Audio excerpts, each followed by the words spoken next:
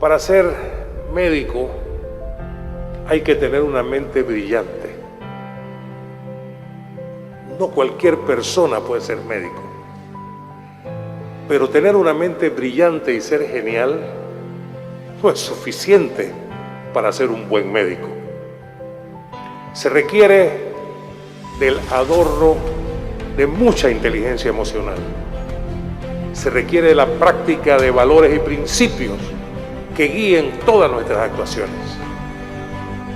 Se requiere ser puntual y responsable, ser afectuoso, amar lo que se hace, ser compasivo con aquellos que sufren, ser solidario con los demás, ser buen compañero, maestro y amigo. Se requiere ser pulcro en las situaciones en las cuales uno se ve envuelto cotidianamente y manejar la cosa pública como si fuera nuestra, con mucho cuidado.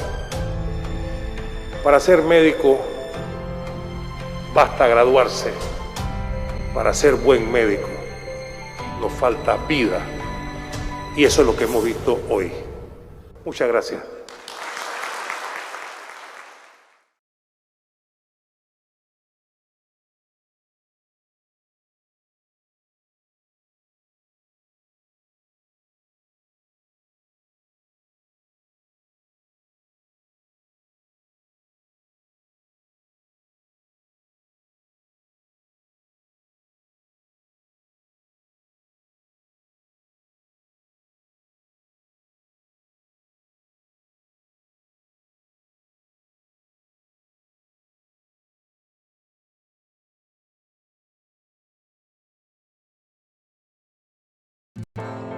Hola amigos, sean bienvenidos a un video más en este tu canal.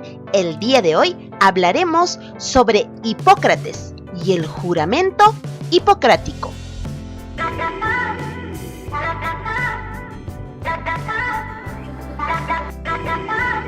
Hipócrates, aclamado como padre de la medicina y el primer médico, fue pionero del estudio científico del cuerpo humano y el primero que documentó muchas enfermedades. Por lo que más se le conoce hoy en día es por el juramento hipocrático, la promesa que hacen muchos médicos recién licenciados que sirven de juramento ético de la profesión médica. Nació en la isla griega de Kos, frente a la costa de la actual Turquía. Su padre y su abuelo eran médicos, e Hipócrates se formó como médico en los tiempos de la sanación de la isla.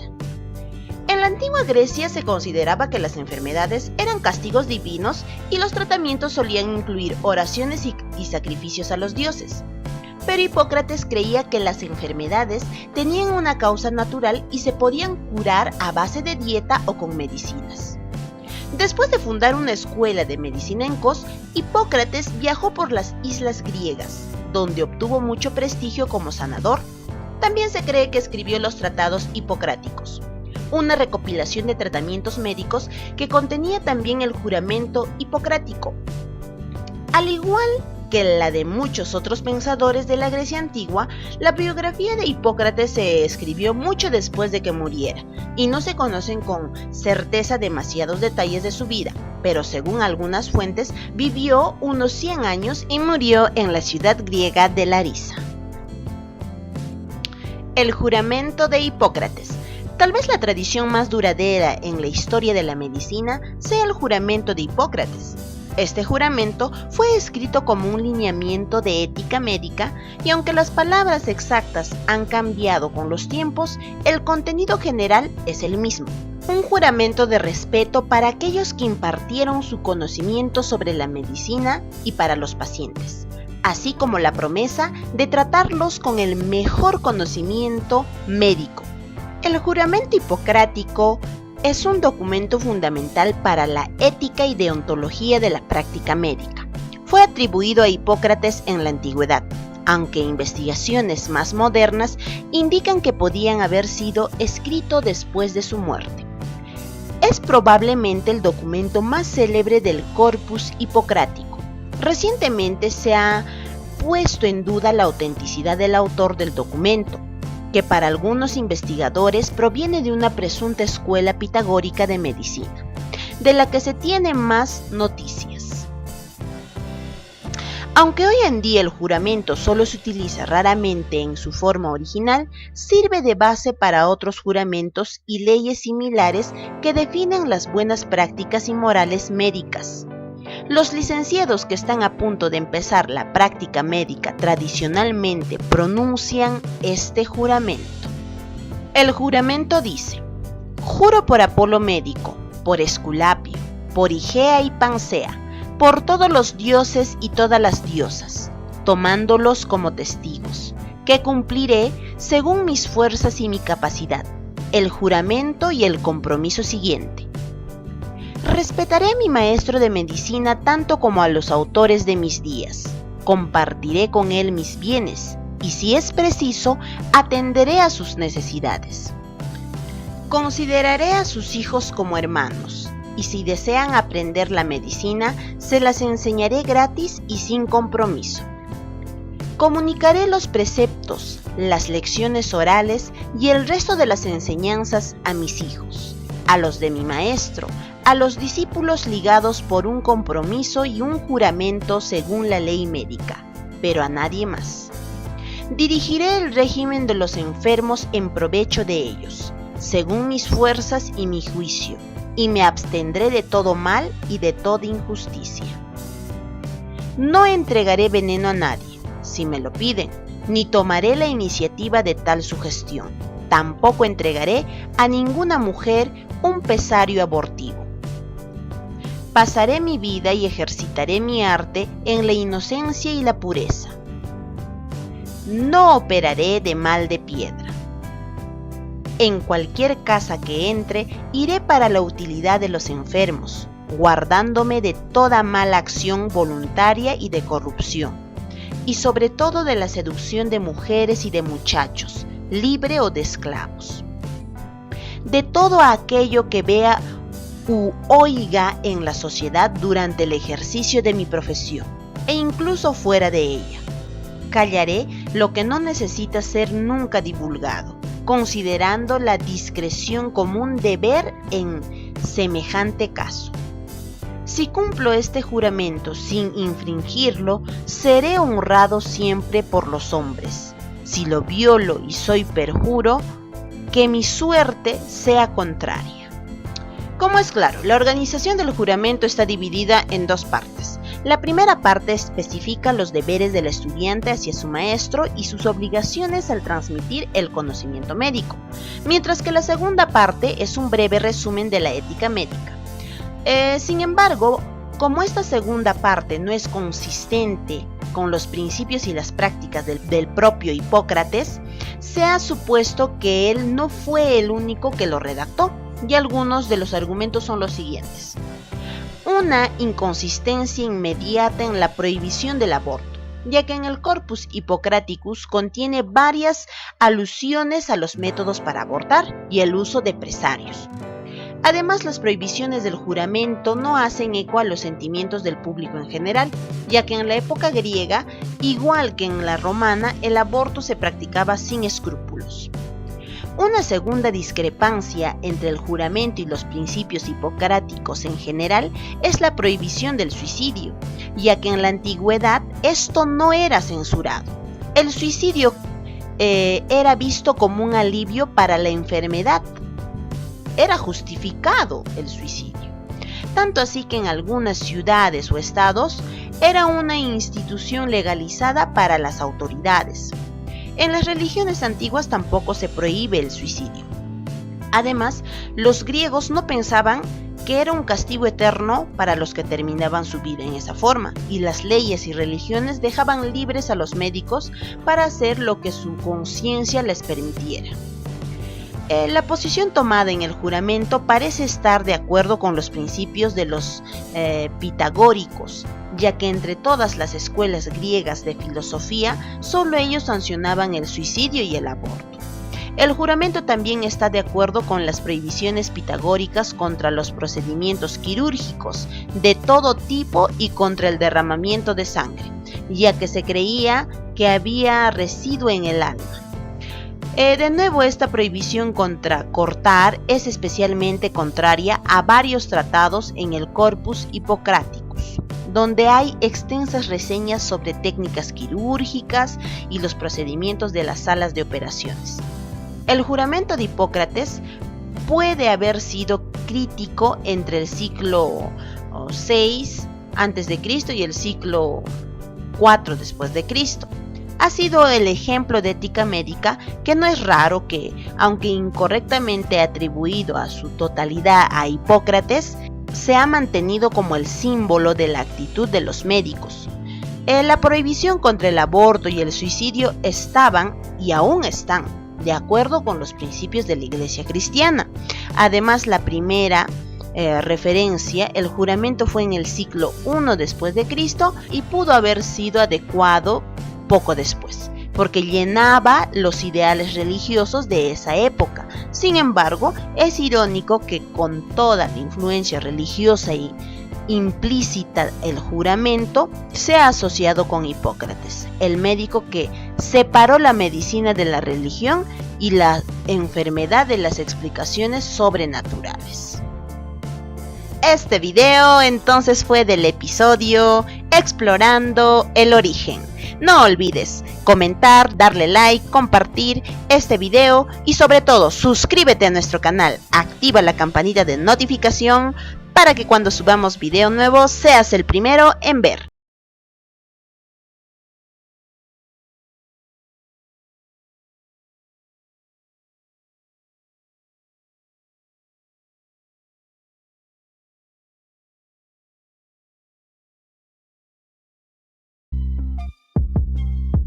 Hola chicos, en los conflictos bélicos siempre se cometen actos crueles e inhumanos. Estos actos se les conoce como crímenes de guerra. En la Segunda Guerra Mundial se cometieron muchos de estos actos, siendo el representante máximo el Dr. Joseph Mengele, que investigó en el cuerpo humano de formas inhumanas donde no se respetó para nada la integridad de las personas. Si quieres saber un poco más de todos estos actos crueles, como la cámara de gas, el holocausto, la inanición de los recién nacidos, la investigación de los gemelos, entre otros, te recomiendo ver el canal de Dross, donde lo explica de forma magnífica, muy explícitamente. Ahora, terminada la Segunda Guerra Mundial, entre agosto de 1945 y octubre de 1946, se llevó un juicio en la ciudad de Nuremberg, Alemania. Un juicio que se basó en juzgar a las personas que estuvieron involucradas en actos inhumanos y experimentaciones médicas inhumanas, en su gran mayoría alemanes. En el año de 1947 se publica el Código de Ética Médica de Nuremberg, donde se recopila todos los resultados de los juicios y se promulga ciertas leyes, actividades y normas que se tienen que realizar cuando se va a investigar algo relacionado a la medicina y el cuerpo humano, que hasta el día de hoy sigue vigente, con algunas actualizaciones y modificaciones. Ahora, en 1971, un químico norteamericano dedicado a la oncología llamado Van Rensselaer Potter utilizó el término bio y ethics en su libro llamado Bioética, un puente hacia el futuro, donde por primera vez se utilizan estos términos y se da el nombre a esta ciencia. La Organización Mundial de la Salud la define como el estudio sistemático de la conducta humana en el campo de las ciencias biológicas y la atención en salud, siempre que este estudio se realice a la luz de los valores y principios éticos.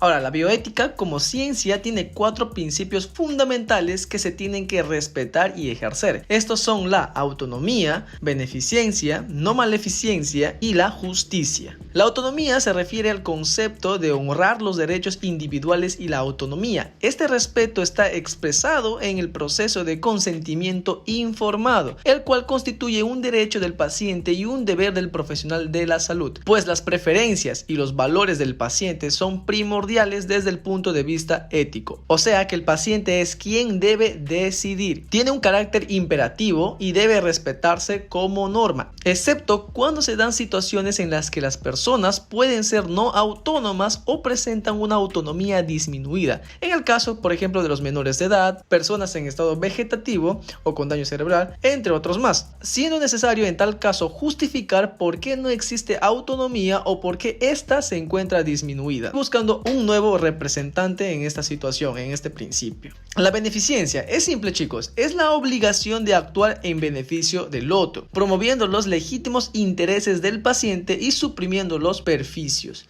es hacer o fomentar el bien, no solo no hacer daño, sino busca el máximo beneficio posible. Esto incluye el uso de la mejor tecnología a la que se pueda tener acceso, el menor costo posible de la atención y los servicios, entre otros. Este principio, a su vez, está un tanto ligado al cuarto principio, que es la justicia. Otro acto de beneficencia es suscribiéndote al canal, dándole like al video y compartiéndolo con todos tus amigos en todas tus redes sociales. Y desde luego siguiéndome en Instagram, donde soy muy activo y respondo sus dudas cada vez que me doy un poco de tiempo.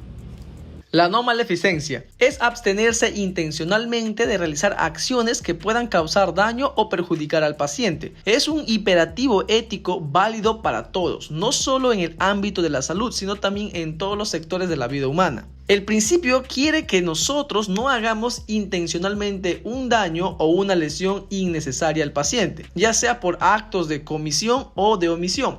Comisión es cuando alguna persona te pide hacer daño a otra persona, a un paciente. Y omisión es cuando dejas de realizar un procedimiento, ya sea porque te has olvidado o por alevosía que vaya a perjudicar a un paciente. Todo esto apoyado por las leyes de la sociedad, que llegan a castigar estas acciones.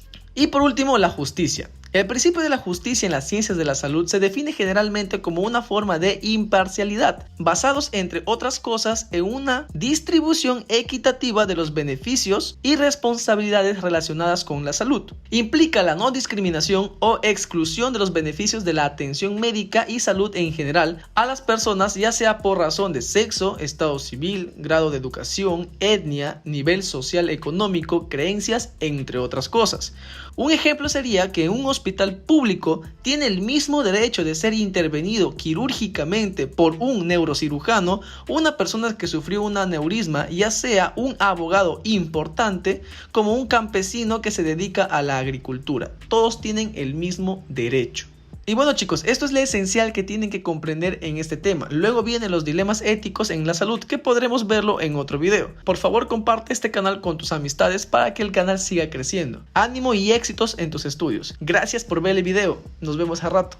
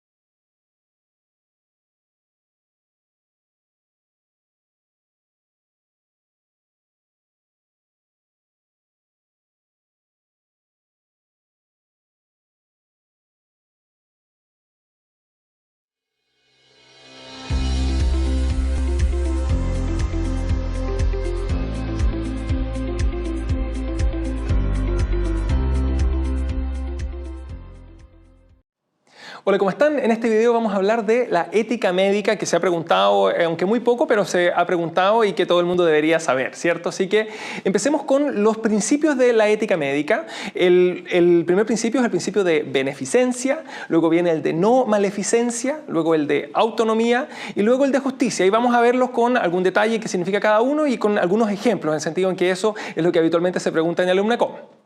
Ahora, el principio de beneficencia se resume en hacer el bien, en buscar el bien del paciente. Uno no debería dejarle nunca un tratamiento que no le va a generar algún beneficio y del mismo modo uno está obligado a actuar de manera de beneficiar al paciente, y abstenerse de hacer el bien sería algo antiético para el médico.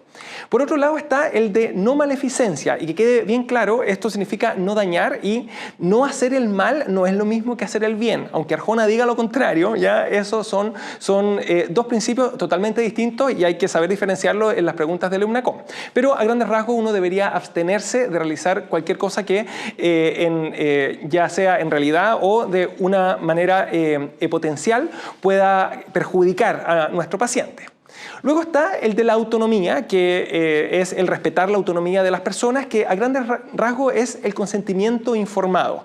Y repito las dos palabras. Por un lado, el consentimiento, o sea, que él entregue su voluntad de efectivamente, ya sea o participar o recibir un tratamiento, y que sea informado, o sea, que lo haga luego de que yo le haya explicado bien y luego de que él haya entendido bien. Y ahí es importante que haya entendido también, por si acaso. Y finalmente está el principio de justicia, que a grandes rasgos es que cada uno reciba lo que le corresponde sin que haya discriminación arbitraria y, ejemplo, dejar fuera a un grupo de personas del acceso a la salud, y que sea igualmente actuando conforme a la ley, conforme a la normativa y conforme al bien común en general. Ahora, vamos con unos ejemplos que es lo que nos va a ayudar finalmente a diferenciarlo. El ejemplo número 1 se incluye en un estudio a un niño de 15 años. Los padres consienten porque ellos son los representantes legales, ¿cierto? Pero al niño no se le pregunta. Ahí se estaría faltando al principio de autonomía.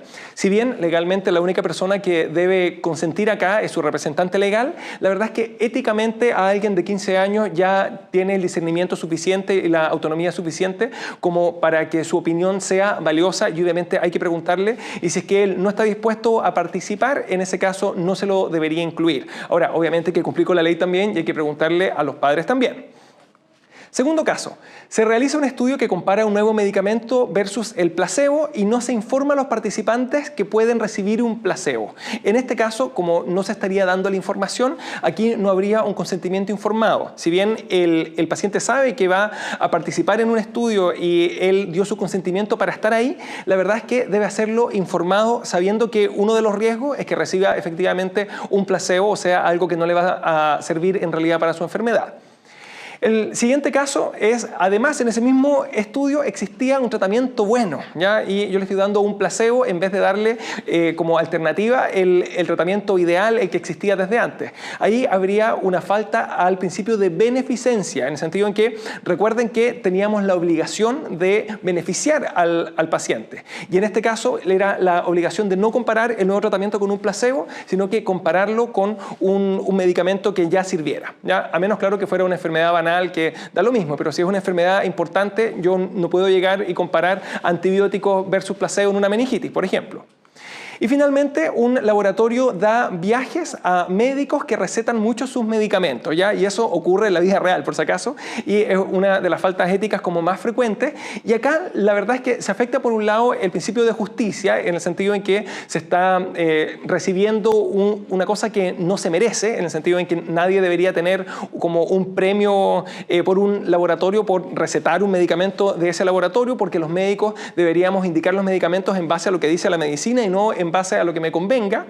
Pero además, eventualmente, si es que es un fármaco que no sirve o que eventualmente le está haciendo mal, se podrían afectar también los principios de beneficencia en el caso de que no sirva, o el principio de no maleficencia en el caso de que le hiciera algún daño. ¿Ya? Y esto fue una clase muy cortita, así que espero que recuerden los principios porque se van a preguntar de esa forma. Ahora, como última cosa adicional, acuérdense que existe una ley que es la Ley de Derechos y Deberes de los Pacientes, que vale la pena leerla y que incluye hasta cierto punto el acceso a la información y el acceso al consentimiento informado o al rechazo de un tratamiento. Y finalmente existe el Colegio Médico, ¿cierto?, con el Tribunal de Ética, pero recordemos que en Chile no es obligatorio afiliarse al Colegio Médico, así que solamente quedan sometidos a los tribunales éticos los médicos que están colegiados, pero el resto siempre está sometido a actuar conforme a la ley, a no causar daño, y eventualmente puede caer, pero bajo los tribunales de justicia, por si acaso, no al tribunal ético del Colegio Médico, ¿ya? Así que eso, que estén muy bien.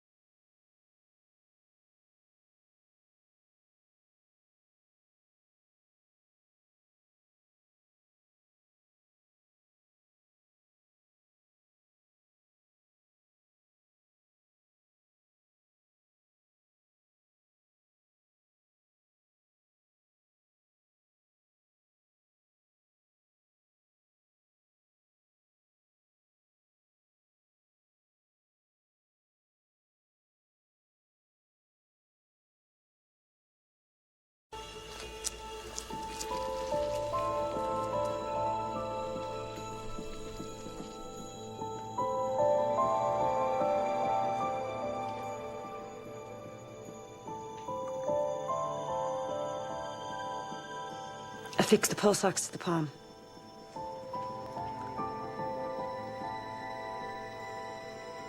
House.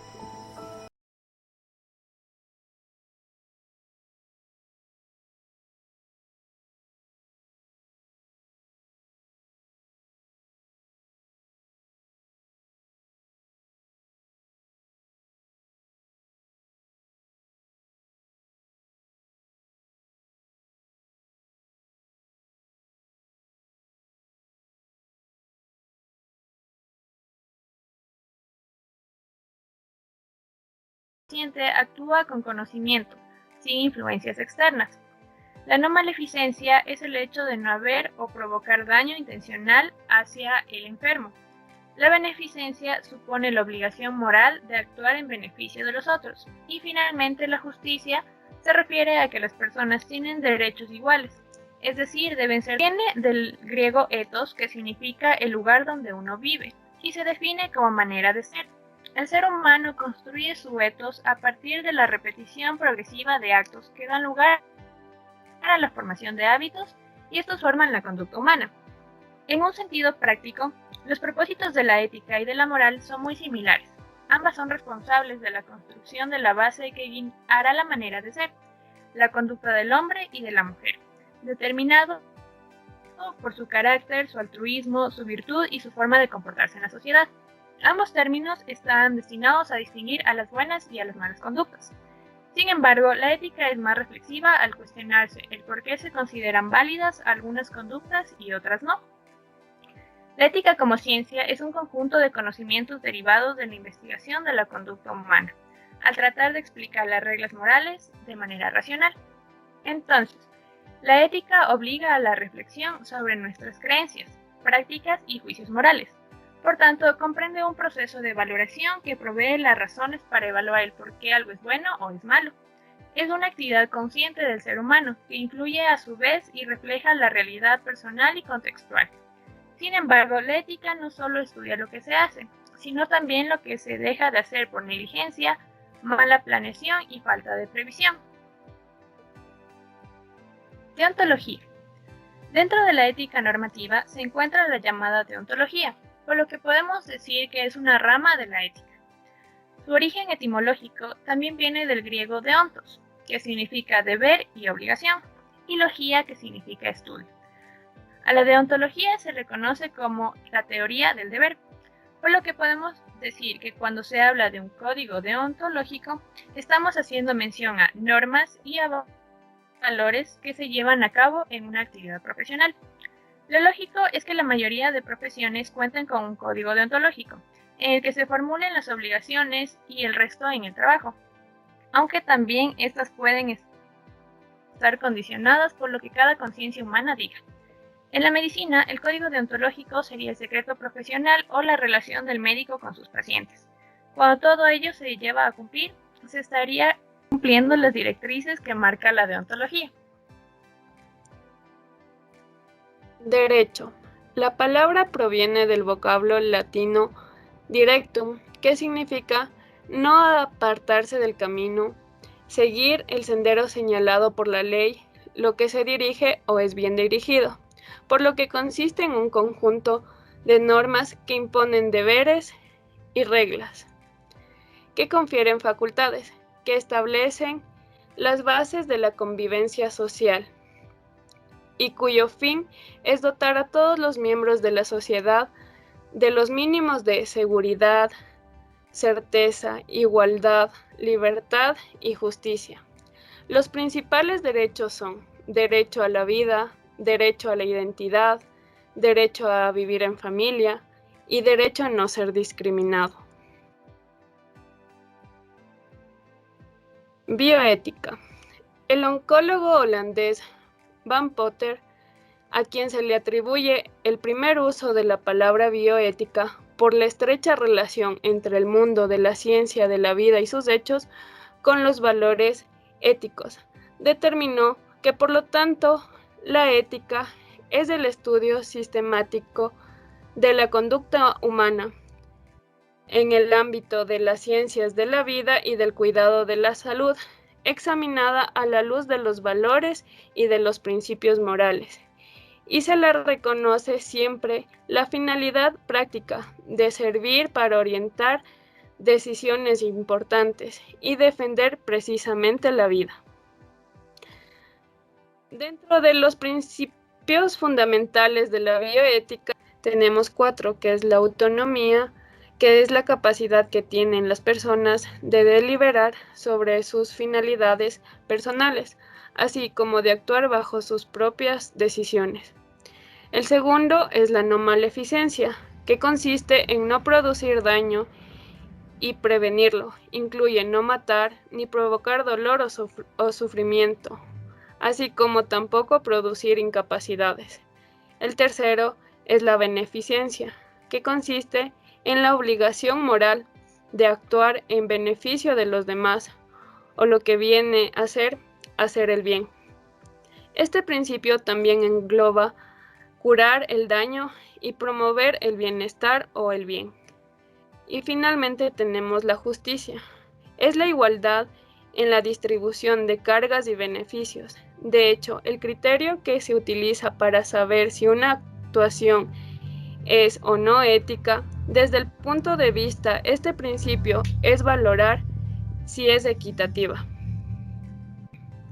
En cuanto a la diferencia entre la ética y la deontología, la principal diferencia es que la ética no son unas normas impuestas, sino son las situaciones que cada ser humano busca para poder decidir lo que está bien, lo que está mal y lo que lo hace realmente feliz. La ética no impone desde afuera, sino cada persona impone una serie de conceptos o normas a sí mismo, es decir, hace referencia a la conciencia personal.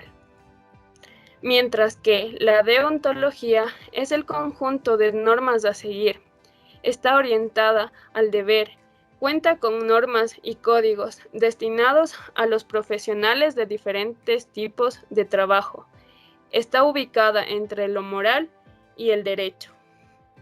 Gracias a la vida y a sus enseñanzas, sabremos cuáles debemos aplicar a nuestro día a día. Así, cada paso que damos estará influenciado por la ética, siendo de esta manera una conducta que nosotros mismos vamos variando en función de lo que vivimos. Diferencia entre ética y bioética. Pese a que este binomio es inseparable, se ha logrado establecer una diferencia principal, la cual es el ámbito en el que está dirigido. La ética. A la ética se le define como la forma de ser o el carácter del ser humano, la cual se forma por la repetición progresiva de hábitos y se expresa a través de la conducta sobre el bien y el mal. En cambio, la bioética se enfoca principalmente en las cuestiones éticas involucradas en el ámbito científico-biológico, por lo cual consiste en un diálogo interdisciplinario entre la ética y la vida. Tenemos, por ejemplo, la experimentación en animales y humanas, la manipulación genética, entre otras. Ética y derecho, dos lógicas diferentes. Se puede establecer un paralelismo entre el derecho y la ética en la asistencia sanitaria, es decir, que las normas jurídicas son indispensables para asegurar los derechos de los pacientes, con el objetivo de garantizar una atención óptima. Sin embargo, sin profesionales que se dediquen a ser buenas personas, no se va a lograr obtener un resultado óptimo, por lo cual es necesario la ética personal que impulsa el compromiso de hacer y actuar por el bien del paciente. A esto se le considera como el motor de la vida. Resulta imposible obtener un resultado adecuado. Conclusión. La ética apunta al comportamiento o el ser del ser humano en el mundo, resolviendo la inquietud sobre lo que es bueno y lo que es malo, con el fin de actuar conforme a lo bueno. En cambio, la bioética se vincula con la ética en un concepto más relacionado a la vida en el medio ambiente, desde el punto de vista humano, animal, vegetal, y este tiene 4 principios fundamentales, los cuales son autonomía, no maleficencia, beneficencia y justicia. La deontología. La deontología se encuentra dentro de la ética normativa, por lo cual se conoce como normas y valores que se llevan a cabo dentro de la actividad profesional. Esta se diferencia de la ética debido a que son normas a seguir.